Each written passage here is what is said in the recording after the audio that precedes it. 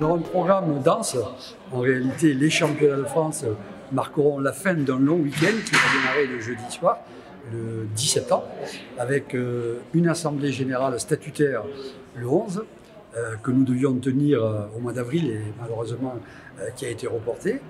On va profiter aussi, 2020, c'est l'année des 100 ans de la fédération, de fêter ce centenaire donc le vendredi soir, de faire notre soirée 100 ans avec les champions qui ont marqué l'histoire de la fédération. Et aujourd'hui, on a de bons retours, donc beaucoup seront présents. Ça sera l'occasion aussi de les remercier d'avoir marqué l'histoire de la fédération.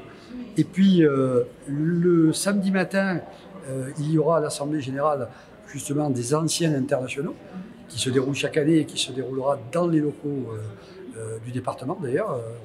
On va organiser ça tout à l'heure. Et enfin, on terminera le samedi et le dimanche par les championnats de France espoir et senior. Première fois qu'on va faire un championnat avec deux catégories.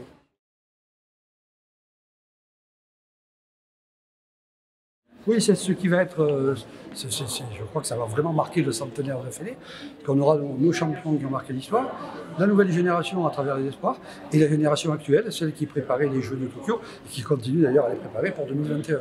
Donc, à la fois, on peut dire qu'on arrive sur une fin de saison, mais on est aussi sur le début d'une nouvelle Olympiade, 2020-2024. Avec au milieu, bien entendu, pour la première fois, deux sessions de Jeux Olympiques, 21 et 24. Donc nos regards vont être vraiment multiples. On va regarder la génération actuelle qui prépare les Jeux. On va voir ceux de la nouvelle génération qui pourront déjà peut-être aller aux Jeux et qui ne seraient pas allés en 2020, mais qui pourront y aller en 2021 et qui vont préparer Paris 2024. Donc c'est vrai que ça va être un week-end assez original et exceptionnel. Oui, un show Albi, pourquoi? Eh bien, ça fait une dizaine d'années, même plus. Je crois que les premiers championnats, on les a organisés en 2008. Depuis, on est venu régulièrement organiser des championnats à toutes catégories d'ailleurs, cadets, les juniors, les espoirs, et puis les championnats de France élite à 3 reprises. Le Décanation, en 2012, après les Jeux de Londres.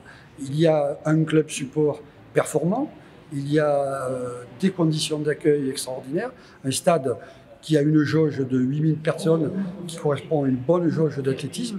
Donc toutes les conditions étaient réunies, et en plus dans le sud, on est sûr qu'il y aura du soleil.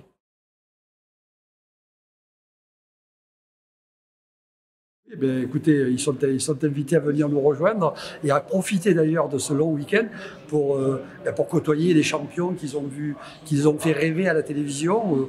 Et déjà, je pense à Guy Dru, à Roger Bambuc, qui ont été de grands champions et qui ont été ministres ensuite, mais qui vont être là pendant 4 jours et que les Albigeois vont pouvoir rencontrer parce que je pense qu'ils vont profiter aussi pour découvrir votre belle ville d'Alger.